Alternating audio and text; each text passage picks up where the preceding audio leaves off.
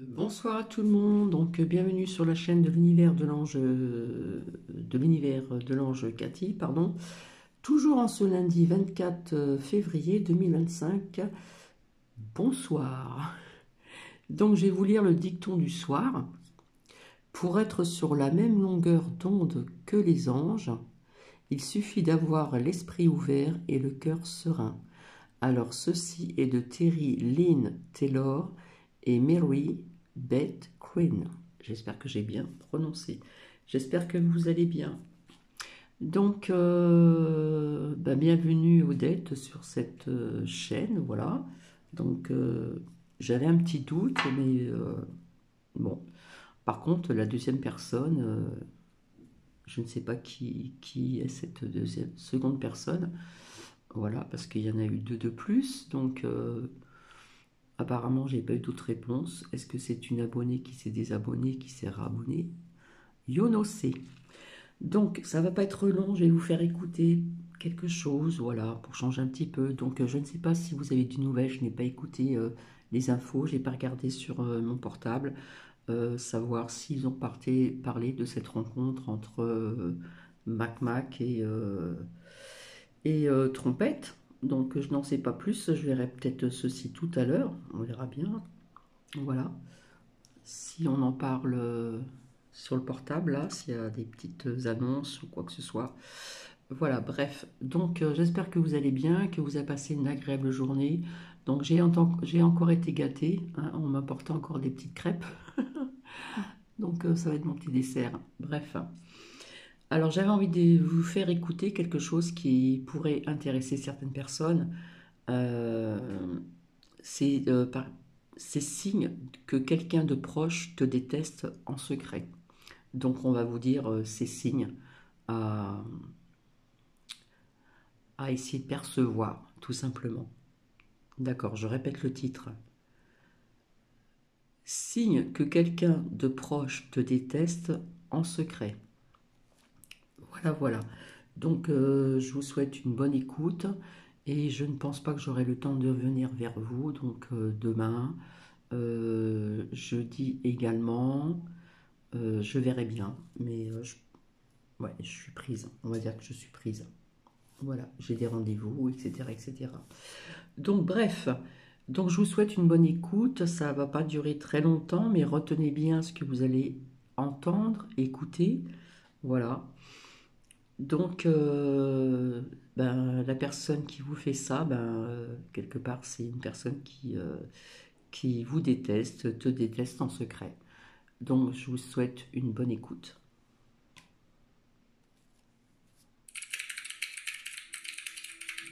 Imaginez être entouré de visages apparemment bienveillants, tandis que sous cette surface, certains cachent des ombres d'envie et de ressentiment.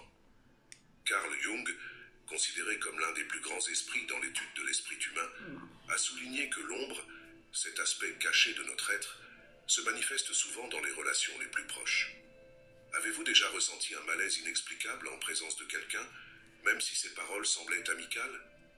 Ne négligez pas cette sensation, car elle pourrait révéler une vérité troublante. Dans cette vidéo, vous découvrirez 8 signes révélateurs que quelqu'un autour de vous pourrait nourrir une profonde haine, même s'il la dissimule habilement. Et le plus important, ces signes ne sont pas évidents. Ils se cachent dans les petits détails, dans des gestes subtils et dans ce qui n'est pas dit lors des conversations. Restez vigilants, car le dernier signe pourrait changer complètement votre perception des personnes qui vous entourent. Préparez-vous à plonger dans les profondeurs de la psyché humaine et à voir comment les masques peuvent tomber, même lorsque quelqu'un essaie de les maintenir fermement. Ce que Jung appelait la projection pourrait se produire en ce moment même dans votre vie, et si vous n'apprenez pas à le reconnaître, il pourrait être trop tard. Ne clignez pas des yeux, car chaque seconde de cette vidéo apporte une réponse à quelque chose que vous ne saviez peut-être même pas avoir besoin de comprendre. Commençons. Premier signe. Le mépris déguisé en ironie. Carl Jung affirmait que ce que nous détestons le plus chez les autres est souvent un reflet des parties que nous réprimons ou nions en nous-mêmes. Parfois, sous le voile de l'ironie, vous connaissez peut-être quelqu'un qui fait des blagues ou des commentaires amusants, mais qui laisse en vous un goût amer.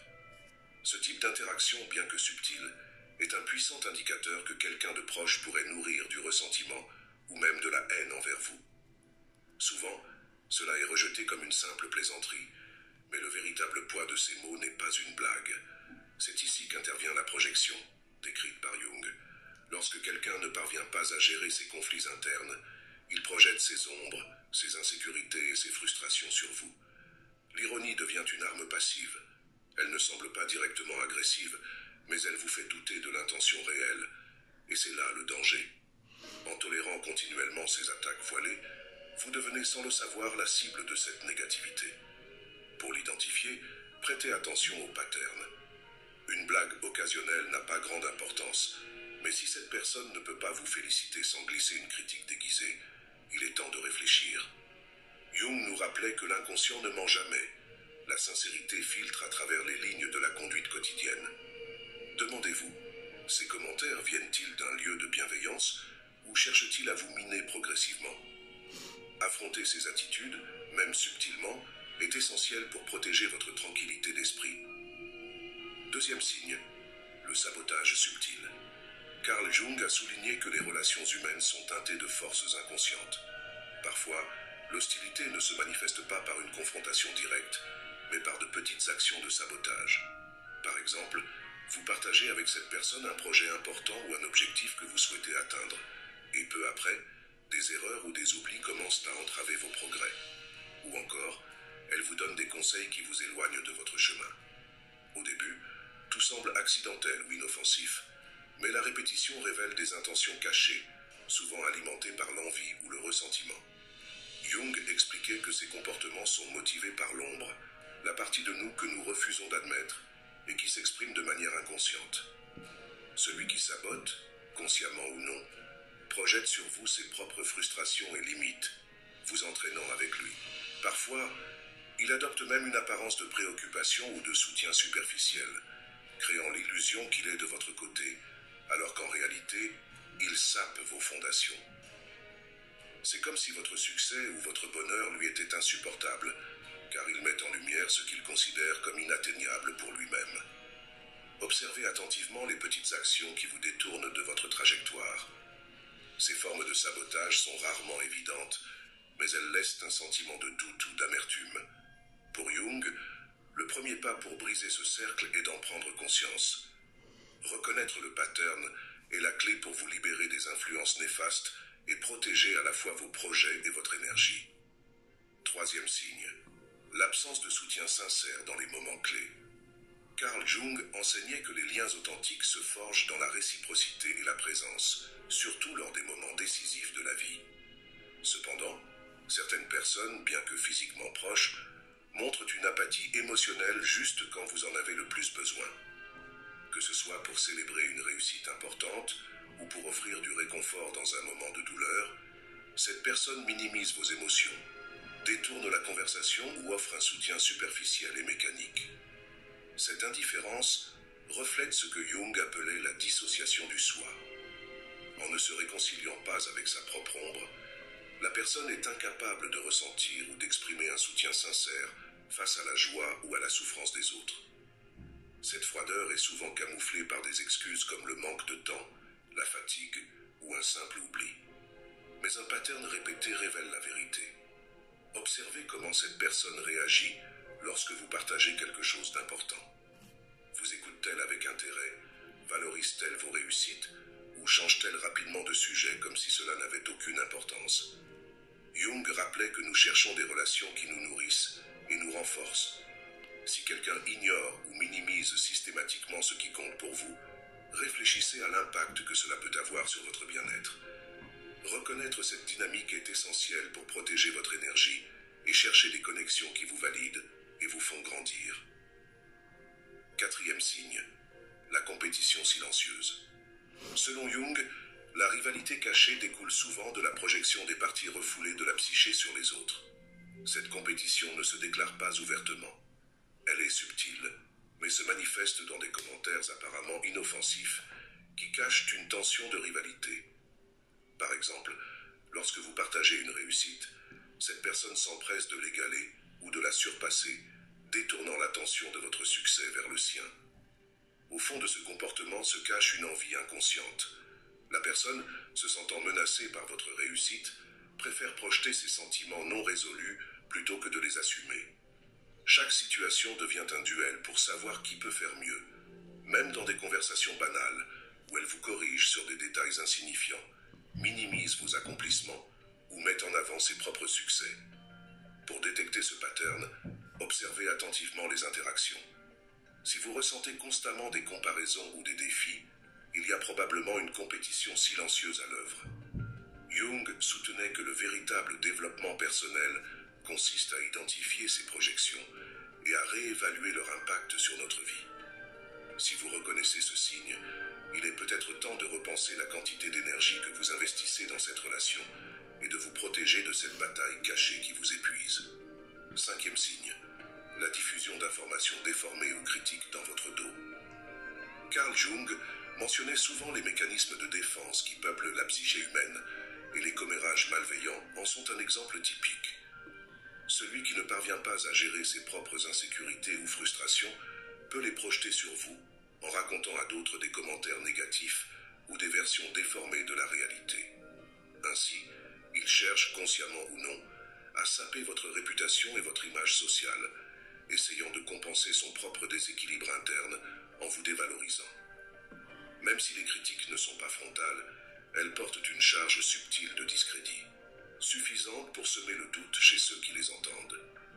Pour repérer ce comportement, soyez attentifs aux changements dans l'attitude des autres, aux rumeurs inconsistantes ou aux informations erronées qui circulent à votre sujet.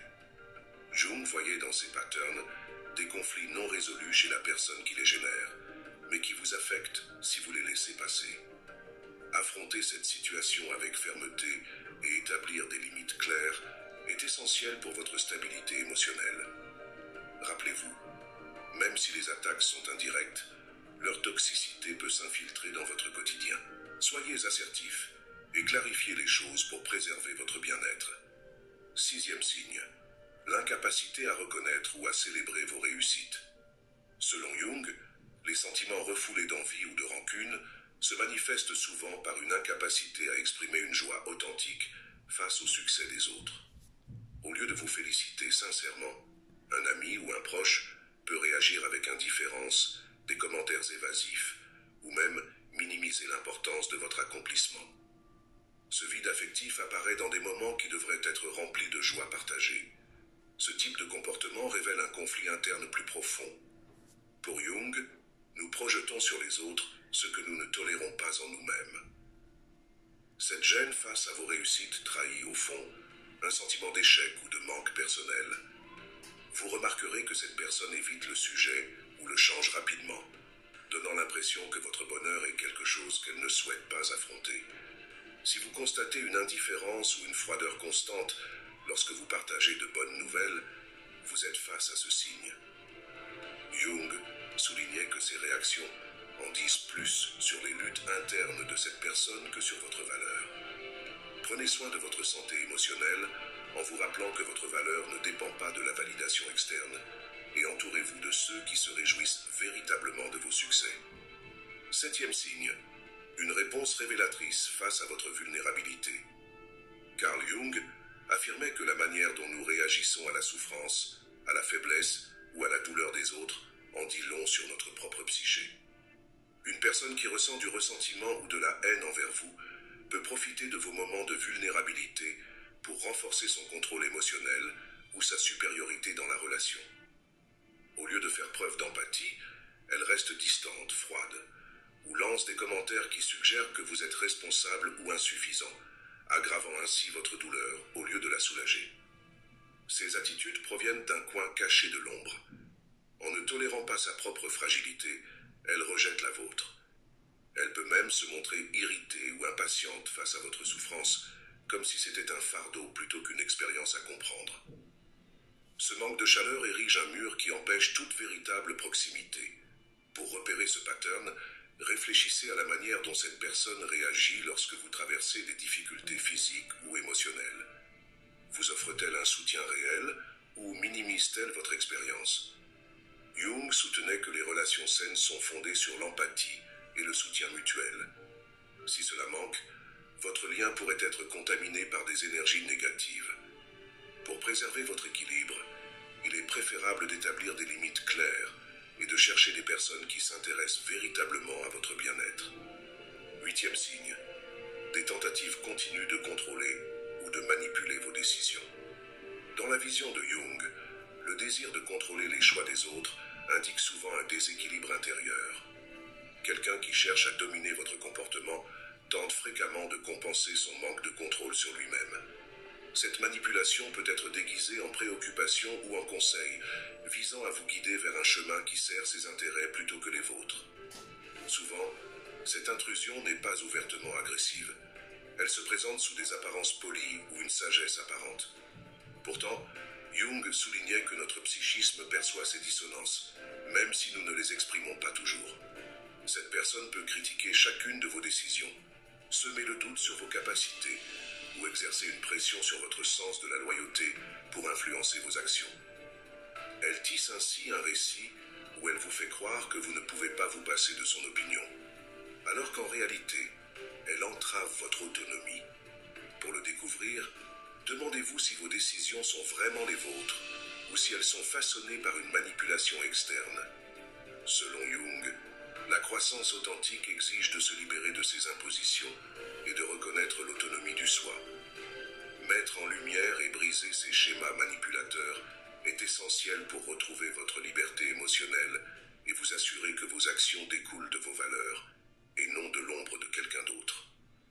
Tout au long de cette vidéo, nous avons exploré comment les ombres qui habitent l'esprit humain peuvent se manifester dans les relations les plus proches, révélant des signes de haine et de ressentiment que nous ignorons parfois.